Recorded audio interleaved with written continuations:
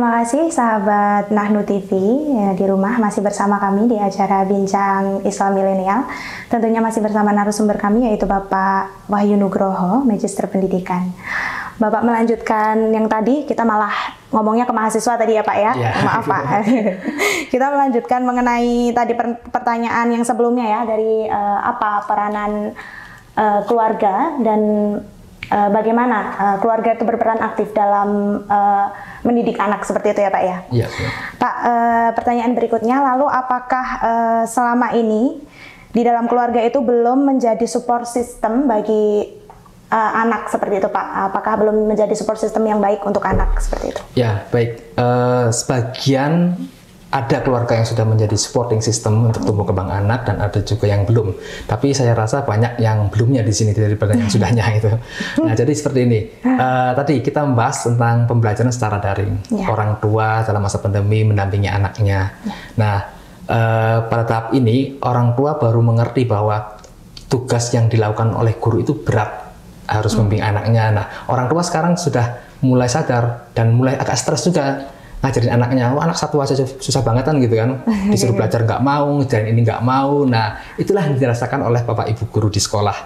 Apalagi banyak latar belakang budayanya berbeda, pendidikannya berbeda, keluarganya berbeda, maka untuk mengajari dan mendidik anak itu cukup susah. Nah, di sini peran orang tua adalah bagaimana mendukung dari belakang untuk tumbuh kembang anak.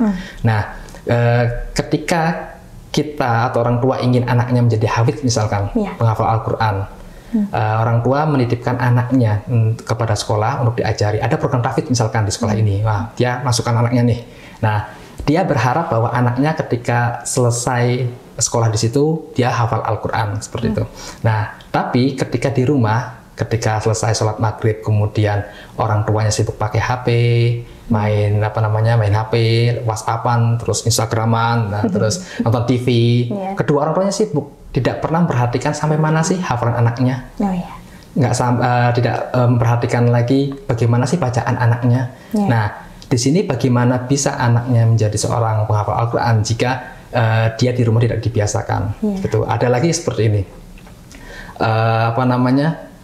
Orang tua tadi selalu menuntut tinggi kepada sekolah. Nah, sedangkan proses pendidikan tidak hanya dilakukan sekolah, tapi juga dilakukan di keluarga. Nah, maka di sini harus ada kerjasama yang baik antara orang tua dan juga keluarga. Bagaimana tujuan pendidikan dan pembelajaran yang akan dilaksanakan gitu. Jadi ketika anaknya ingin menjadi seorang hafidz, maka orang tua di rumah juga harus bisa mendukung nih gitu. Jadi jangan sampai hanya menyerahkan beban ini kepada sekolah saja seperti itu. Lalu bagaimana Pak cara kita melakukan pendekatan terhadap anak? Contoh kan karakteristik anak itu beda-beda. Jadi bagaimana cara kita untuk mendekatkan diri terhadap anak seperti itu Pak? Ya, di sini tentu keluarga dan orang tua sudah merasa tadi kesulitan ya. Nah, karena memang orang tua tidak dididik untuk menjadi seorang guru. Nah, mungkin dia pendidikannya apa kan bukan guru. Jadi untuk ilmu pedagogiknya itu, untuk seni mengajarnya itu memang belum. Mungkin ada yang paham tapi tidak secara langsung mengalami pendidikan secara formal menjadi seorang guru. Nah, di sini saya tekankan kepada mahasiswa di PGSD Uni Yogyakarta bahwa sebenarnya yang paling penting dalam menjadi seorang guru adalah bagaimana kita mendidik anak. Kalau materi PGSD, untuk SD kan ya penjumlahan, pengurangan itu pasti semua bisa. Orang tua juga pasti bisa.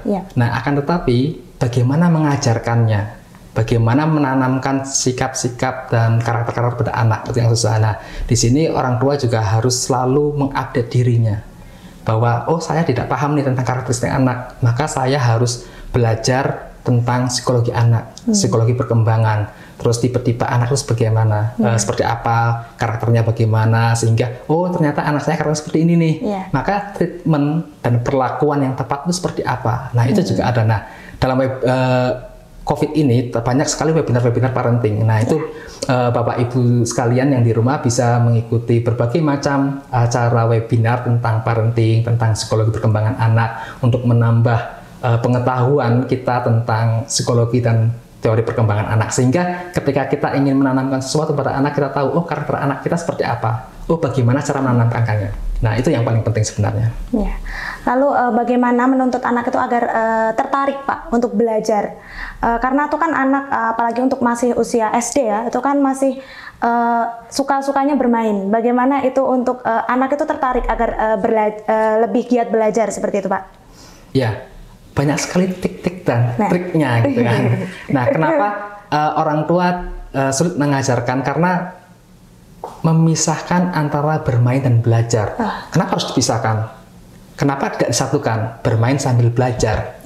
Nah, itu kan bisa dilakukan. Nah, itu yang belum dilakukan oleh orang tua. Pak, mungkin saya jeda dulu ya. Nanti kita lanjut lagi.